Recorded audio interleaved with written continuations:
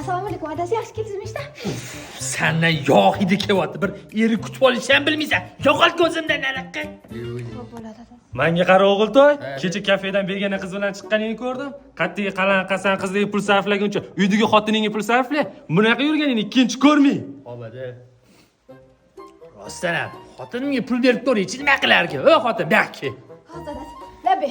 Men 100 dollar senga o'zing ishlat. Voy rahmat adasi. Tinchlikmi? Kimni tug'ilgan kuni bugun? Assalomu alaykum adasi. Hech kimni tug'ilgan kun emas, ishdan charchamay keldingizmi? Ayo, ochilib ketsanmi xotin? Sana xushbu hidlar kelyapti.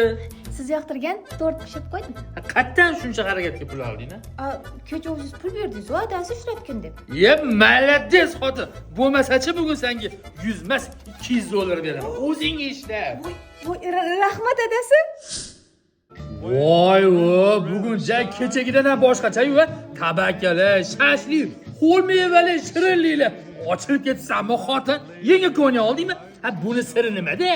Adasi siz menga pul beryapsiz-ku, o'zingiz ishlat deb shunga ko'nyaklar oldim, atirlar oldim. Yoqdimi sizga dasturxon? Xotin senga umuman gap so'z bo'lishi mumkin emas. Mana podkasi o'zingiz ishlatmaladiz. Adasi hammasi bo'lgan. Rahmat adasi.